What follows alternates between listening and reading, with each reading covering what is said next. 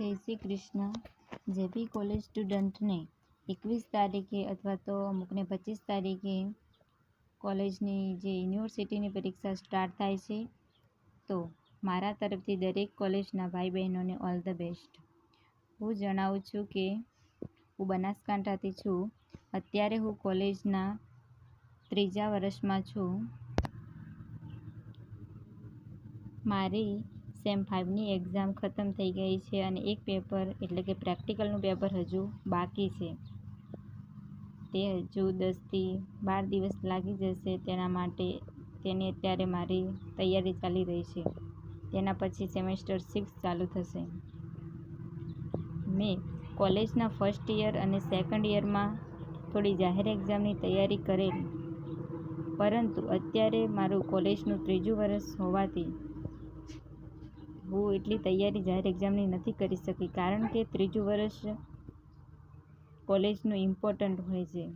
કારણ કે જે બી વિદ્યાર્થીઓને શિક્ષક બનવું હોય તેમના માટે બીએડ, એમએની ડિગ્રી માટે જે બીએના જે યુનિવર્સિટીના માર્ક્સ હોય છે તેના પરથી જો વધારે હોય તો સરકારી બીએડ અને સરકારી એમએમાં એડમિશન મળી શકે છે.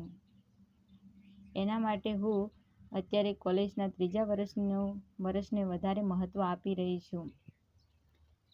એના કારણે મેં યુનિવર્સિટીની એક્ઝામની તૈયારીમાં પરફેક્ટ ધ્યાન આપ્યું અને તેની પરફેક્ટ તૈયારી કરી અને એક્ઝામ આપી છે. અને હવે સેમેસ્ટર 6ની ફક્ત બાકી છે. એટલે હું જાહેર એક્ઝામની તૈયારી આ 3જા વર્ષમાં કરી શકી નથી. મારે શિક્ષક બનવાનું હોવાથી મારે બીએડ અને એમએની ડિગ્રી ખૂબ જ ઇમ્પોર્ટન્ટ છે. અને તેમાં જો સરકારી બીએડ અથવા સરકારી એમએમાં એડમિશન મળે તો ખર્ચો પણ ઓછો થાય, અને પ્રાઇવેટમાં ખર્ચો બહુ જ થાય છે. આ માટે હું 3જા વર્ષમાં યુનિવર્સિટી એક્ઝામને મહત્ત્વ આપી રહી છું. અને માર્ક્સ મેળવવા માટે જે પણ કોલેજની સાથે જે પણ સ્ટુડન્ટને તૈયારી કરવી હોય તો પહેલા અને બીજા વર્ષમાં તૈયારી ખૂબ સારી રીતે થઈ શકે છે. જો કોલેજનો સમય તમે જો દરરોજ કોલેજ જતા હોય તો કોલેજના લેક્ચર ભરતા હોય તો તેનો સમય લગભગ બધી જ કોલેજોમાં 8થી 1 વાગ્યા સુધીનો હોઈ શકે છે. તો જો તમે કોલેજના જે કોલેજના લેક્ચર આવતા હોય છે 2 થી 3 જે એ દરેક ભરતા હોય તો ત્યારે તમને ઇમ્પોર્ટન્ટ જે પ્રશ્નો હોય છે તે શિક્ષક પહેલાં ચલાવતા હોય છે, પ્રોફેસર. તો એ આપણે ધ્યાનથી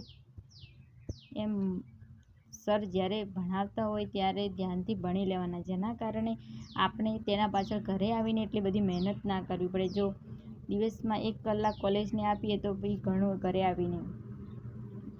આવીને જે પ્રશ્નો કોલેજમાં ચાલ્યા હોય તેનો જે મુદ્દા હોય એ પરફેક્ટ ચોપડામાં લખી દેવાના અને તૈયાર કરી લેવાના.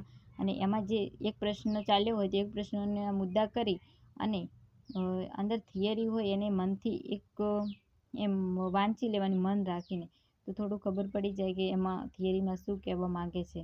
જો આ રીતે દરરોજનું થશે તો તમારે યુનિવર્સિટીની એક્ઝામ હોય કે કોલેજની એક્ઝામ હોય તો એ આવે ત્યારે તમારા ઉપર એટલું બધું ભાર ના આવી જાય કે હવે અમારે શું કરવું.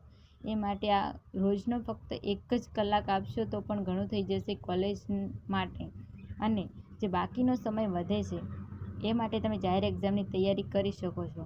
એના માટે જો દિવસના 4 કલાક લો તો બી ઘણા થશે.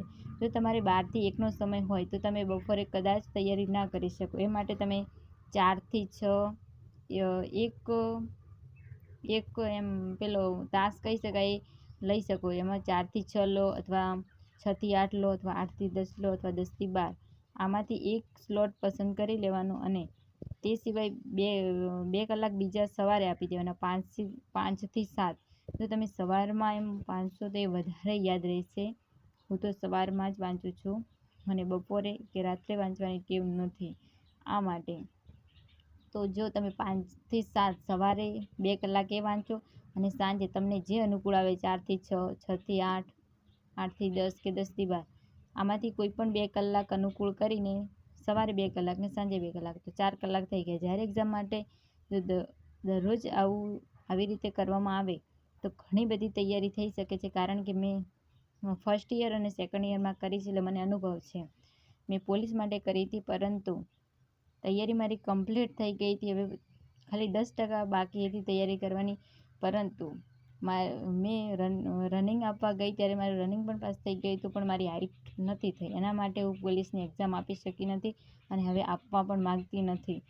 અને જ્યારે મારું ગ્રેજ્યુએશન ખતમ થશે ત્યારે જે બી એમ કે હાઇટ સિવાયની બધી જે એક્ઝામો આવે છે એ એક્ઝામ હું આપીશ, અનુભવ લઈશ.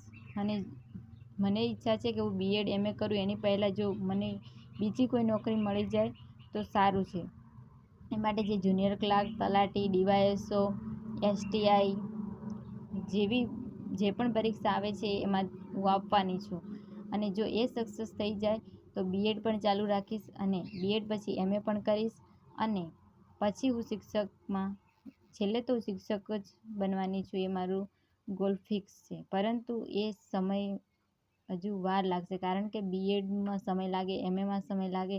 એ માટે એની પહેલાં ગ્રેજ્યુએશન પૂરું થતાં પહેલાં જે ભરતી પડવાની છે 2026માં ખૂબ જ ભરતી આવવાની છે. આ માટે હું એની તૈયારીમાં છું અત્યારે.